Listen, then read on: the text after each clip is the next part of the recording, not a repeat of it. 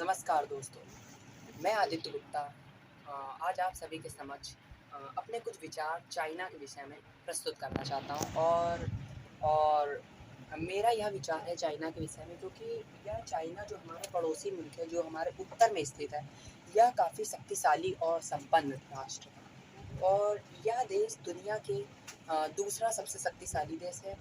उसका कारण एक ही है क्योंकि जब रूस और यूक्रेन की जंग हो गई तो रूस के काफ़ी कॉम्पोनेंट्स और उनके काफ़ी मतलब सैनिक शहीद हो गए उस युद्ध के दौरान, जिसके कारण चाइना ने उसमें दूसरा पायदान हासिल कर लिया और रूस तीसरे पायदान पे आ गया और भारत अपने चौथे पायदान पर ही स्थिर है।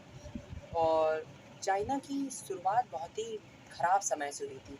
चाइना में मतलब कि काफ़ी क्रांति आई, 1949 की क्रांति है बहुत बड़ी, जिसमें 2 पार्टियों की क्रांति हुई थी बहुत बड़ी, बीच में सेना उतार दी गई थी रोडों में चाइना के। और जिसके बाद चाइना की एक कम्युनिस्ट पार्टी थी जिसके जो लीडर थे, हेड लीडर, उनका नाम था माओ त्से माओ। उन्होंने एक नियम बनाया क्योंकि जानते थे कि भारत भी एक काफ़ी शक्तिशाली देश है। 1950 के दशक में भारत और चाइना बिल्कुल बराबरी के पायदान में खड़े थे। दुनिया का दूसरा सबसे शक्तिशाली देश भारत और चाइना थे। लेकिन उस समय के बाद हमारा और चाइना की स्थितियाँ बदलती चली गईं। उसके कई कारण थे क्योंकि 1949 में चाइना ने हम पर शुरुआत से ही प्रेशर बनाने की कोशिश की। माओ सेतु माओ ने एक अपना नियम बनाया जिसे कहा जाता है 5 फिंगर लॉ ऑफ चाइना। आप इसको गूगल पर भी सर्च कर सकते हैं और इस नियम के अनुसार यह था कि चाइना का जो तिब्बत है, यह चाइना की एक हथेली है और इसकी 5 उँगलियाँ हैं, जिसकी पहली उँगली है लद्दाख, दूसरी उँगली है नेपाल, तीसरी उँगली है सिक्किम, चौथी उँगली है भूटान और 5वीं उँगली है अरुणाचल प्रदेश। तो इसके चक्कर में भी वहाँ चाइना हम लोग को काफ़ी फँसा के रखता है और हमेशा चाइना काफ़ी अग्रेसिव मोड पे रहता है, हमेशा लद्दाख के क्षेत्र से, कभी अरुणाचल प्रदेश के क्षेत्र से और कभी-कभी सिक्किम के क्षेत्र से भारत में घुसने की कोशिश करता है। और उसका यही कहना था क्योंकि इस नियम के अनुसार चाइना कहना था ये पूरा क्षेत्र हमारा है और चाइना हमेशा इसीलिए वहाँ लद्दाख पे भी उसने कब्जा कर लिया था 1962 के समय में जब हमारा और चाइना का वॉर हुआ था, तो ये भारत से कट गया था इतना हिस्सा और आज भी भारत के पास नहीं है। लेकिन हमारे देश की पहली गवर्नमेंट बीजेपी ने ऐसा वादा किया है कि हम 2040 तक इस क्षेत्र को वापस भारत में मिला लेंगे और यह बहुत ही ज़रूरी भी है भारत को क्योंकि वो हमेशा अपने पड़ोसी मुल्कों को एक कंट्रोवर्सी के जाल में फंसा कर रखना चाहता है।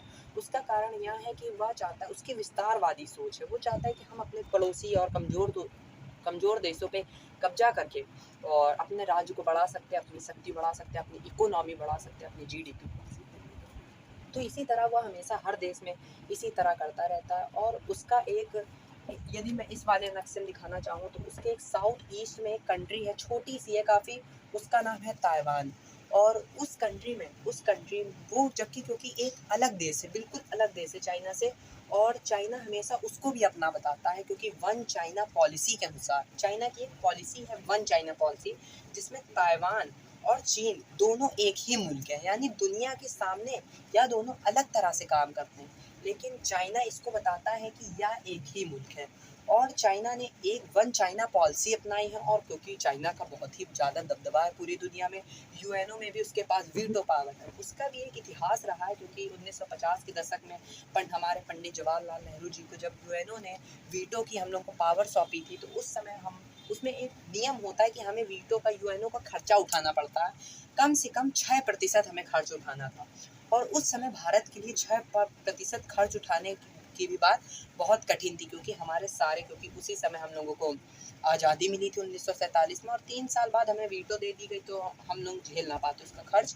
तो जवाहरलाल नेहरू जी में क्योंकि दूरदर्शिता नहीं थी, वैसे हर चीज़ के 2 पहलू होते हैं हर सिक्के के, लेकिन उनमें दूरदर्शिता की एक बहुत बड़ी कमी थी और यह भारत के लिए आगे चल के एक ज़हर बन गई या अभिशाप बन गई।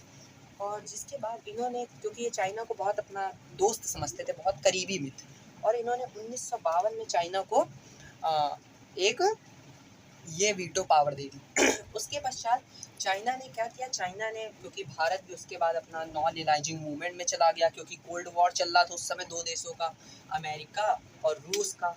अमेरिका और रूस के ये कोल्ड वॉर चल रहा था, क्योंकि दुनिया की दो बड़ी महाशक्तियाँ उभरी थी उस समय में।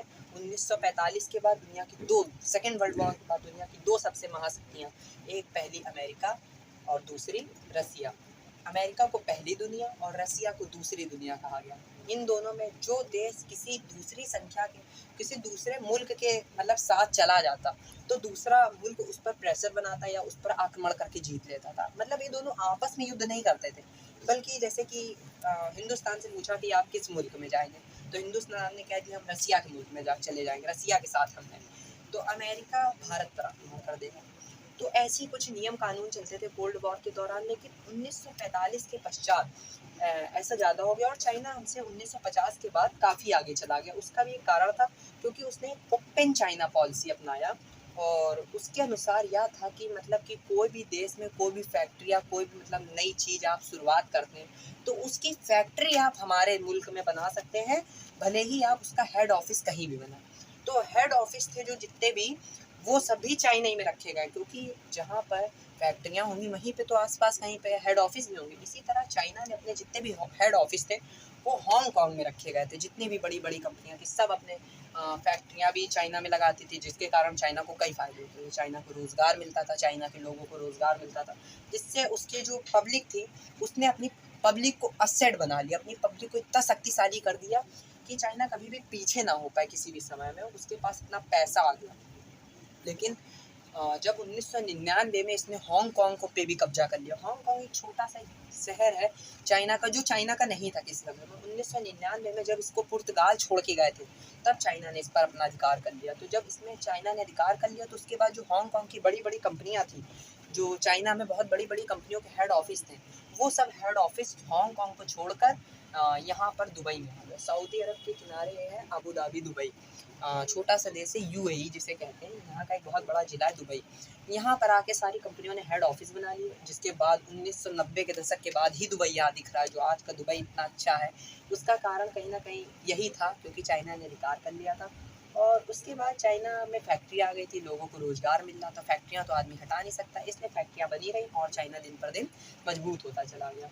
और आज चाइना काफ़ी शक्तिशाली देश है दुनिया का। भारत भी बहुत शक्तिशाली देश है, भारत भी दुनिया का चौथे पायदान पे खड़ा और बहुत ही शक्तिशाली, दुनिया की सबसे अच्छी डेमोक्रेटिक कंट्री। हर चीज़ की स्वतंत्रता, आप किसी को भी गाली दो, कोई भी ध्यान नहीं देता।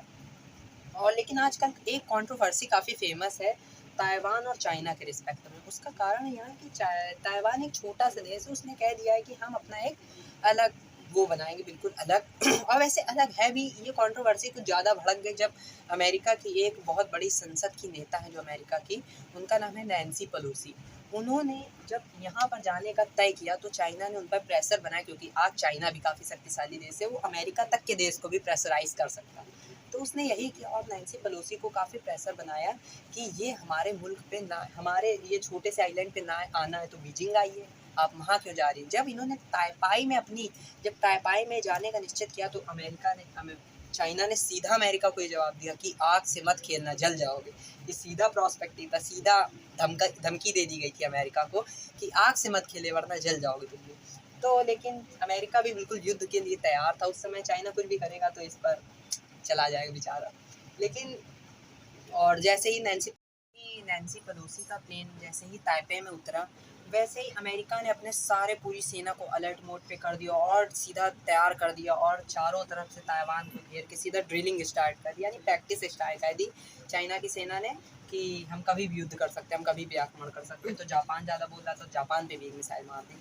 तो और इस समय वर्तमान में ये कंट्रोवर्सी चल रही है कि चाइना से एक छोटा सा मतलब एक काफ़ी बड़ा है जो रडार सिस्टम वाला उनका जहाज शिप है काफ़ी बड़ा, जो इनके हेनान द्वीप से निकल कर, जो इनका हेनान द्वीप है छोटा सा, उस द्वीप से निकल कर ये मलक्का स्ट्रेट होता हुआ मलेशिया के ऊपर है। मलक्का स्ट्रेट सिंगापुर के नीचे, सिंगापुर वॉल ऑफ पोर्ट कहते हैं, यहाँ पर अपना फ्यूल फुल करके और यहाँ से वापस ऊपर आएगा। और इसने चिरगांव, एक हमारा छोटा सा आइलैंड है जो बांग्लादेश के साउथ में है, यहाँ पर बांग्लादेश के साउथ में, इसको भी चाइना ने लीज पर ले रखा और यहाँ से होता हुआ उसको आना था। या एक भारत पर मनोवैज्ञानिक दबाव बनाना था भारत को चारों ओर से घेरने के लिए। भारत को चारों ओर से घेरने के लिए यह एक मनोवैज्ञानिक दबाव था। लेकिन चाइना को यहाँ पे चिरगांव में बांग्लादेश ने तो मना कर दिया, लेकिन यहाँ श्रीलंका का क्योंकि लीज पर है वर्तमान में हम्बन टोटा सी पोर्ट, तो चाइना ने पहले इसने भारत के दबाव में आकर मना किया, लेकिन क्योंकि उसके पास लीज़ पर है चाइना का ही, तो वह इसको मना नहीं कर सका और यहाँ पर अब चाइना ने इस चीज़ को स्वीकृति दे दी। तो मैं भारत के लिए मेरा यही मकसद था इस वीडियो को बनाने का कि ये भारत की खुफिया जानकारी के लिए काफ़ी बड़ा खतरा है, क्योंकि भारत के दक्षिण में ही हमारा कलपक्कम परमाणु रिएक्टर और हमारा यहाँ पर कलपक्कम है, कुणार-कुल्लम परमाणु रिएक्टर, यहाँ पर शिखर धवन प्रक्षेपण केंद्र है, जहाँ से हम अपने PSLV, GSLV जैसे अंतरिक्ष बड़े-बड़े रॉकेट्स को छोड़ते हैं। और इसी तरह हमारा यहाँ हमारी एयरफोर्स को भी बहुत बड़ा खतरा है, क्योंकि तिरुवनंतपुरम में ही हमारी इंडियन एयरफोर्स का हेड ऑफिस है, जो यहाँ पर है तिरुवनंतपुरम में, केरल में। और यह बहुत बड़ा ही मतलब ये भी यहाँ पर ही हमारा वो भी है, इसको भी अपने रडार सिस्टम के थ्रू इसके भी मतलब जानकारी कलेक्ट कर सकता है। और कोच्चि में हमारा बंदरगाह है, और इसी तरह हमारा इंडियन नेवी का है कोचीन में हेड ऑफिस, इंडियन नेवी का कोचीन में हेड ऑफिस है। इसी तरह इन सबको भी ये कैप्चर कर सकता है। और युद्ध के समय में जैसे हम लद्दाख के एरिया से कभी भी युद्ध करते किसी समय आने पर, तो ये हम पर एक हम पर साइबर अटैक भी कर सकता है चाइना। तो हमको इस चीज़ को देख के रखना, और मेरा एक वीडियो का मकसद यही था कि इसको किसी तरह से रोका जाए, क्योंकि यदि यह बंदरगाह पर आ गया हम्बनटोटा पर, तो चाइना अगर स्टार्ट भी कर देगा इसके सर्विलांस सिस्टम, क्योंकि जबकि मना किया है श्रीलंका ने कि आप हमारे सी पोर्ट पर आके इस रडार सिस्टम को ऑन नहीं कर सकते, लेकिन अगर वो ऑन भी कर लेगा तो भी क्या श्रीलंका मना कर लेगा चाइना को, क्योंकि इनके पास भी ऐसी वो क्वालिटी नहीं है कि लोग चेक भी कर सके कि ऑन है कि नहीं। तो ये ऑन करके भारत की कई खुफिया जानकारी, यहाँ DRDO भारत का परमाणु इतना बड़ा मुंबई के साउथ में, और यहाँ पर चेन्नई हमारा शिखर धवन प्रक्षेपण केंद्र, और कई हैं, मतलब यहाँ पर कई चीज़ें भारत की साउथ ही में सबसे ज़्यादा जानकारी है। और भारत की खुफिया एजेंसियों जैसे रॉ और NIA को भी इस चीज़ पर ध्यान देना चाहिए। और मेरे वीडियो का मकसद यही था। धन्यवाद दोस्तों, नमस्कार, जय हिंद।